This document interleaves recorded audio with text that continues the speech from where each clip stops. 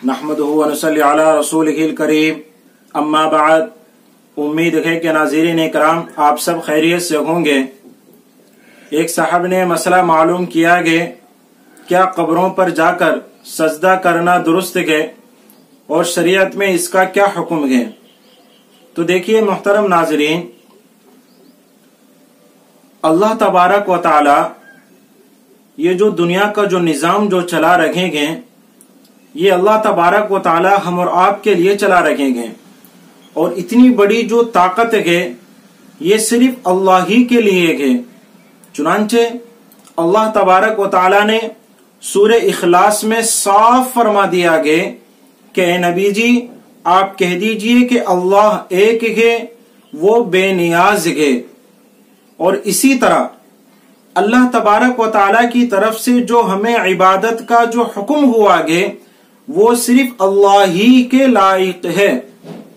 जैसा कि हमने कलिमा तय्यबा ला इलाहा इल्लल्लाह जो हमने जो पढ़ा है, ला इलाहा इल्लल्लाह का मतलब ही यही है कि अल्लाह के सिवा कोई माबूद नहीं है। तो लिहाजा मैं आपको इस मसले की वजाहत के बारे में बताना चाहूंगा कि अगर कोई इंसान कब्र पे जाकर सजदा करता है, यहाँ पे दो किस्म हैं कि अगर वो ताजीम के लिए इज्जत के खातिर अगर वो कर रखा गए तो ये सजदा करना हराम है, अल्लाह की गुस्सा लाने का जरिया है, बिल्कुल हराम है। शरीयत में कहीं से कहीं तक भी इसकी इजाजत नहीं है। और दूसरी जो किस्म है कि अगर वो इंसान कब्र पे जाकर के सजदा कर रखा गए और सजदा करके वहां पर इबादत मकसूद ले रखा गए, किसी कब्र पर जाकर सजदा कर रखा गया और वो सजदा करने से इबादत मकसद ले रखा गया, तो ये इबादत के तौर पर सजदा करना ये कुफ्र की तरफ ले जाने वाला है, गोया ये शिर्क है। और अल्लाह की तरफ से साफ फरमान है, इन्नल्लाह ला यगफिरु अन युशरक बिही, अल्लाह फरमा रहे हैं कि अल्लाह तबारक व तआला शिर्क करने वाले को कभी माफ नहीं फरमाएंगे। इसलिए कब्रों पर जाकर के सजदा करना हमारे लिए किसी भी सूरत में जायज नहीं है। एक ईमान वाले के लिए चाहिए कि वो सजदा सिर्फ अल्लाह ही के लिए करे।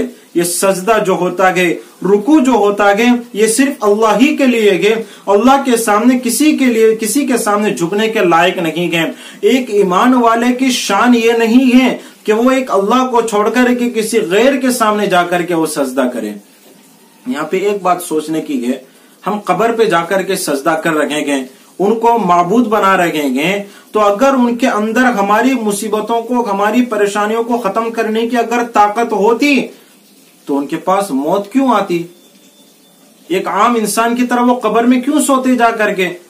तो इससे बात मालूम हो रही है कि वो भी एक आम इंसान की तरह थे, उन्हें भी बीमारियां आती थी, उन्हें भी क्या मुसीबतें परेशानियां अल्लाह की तरफ से हालात आते रहते थे, और इंसान थे वो भी, इसलिए मौत भी आई गए।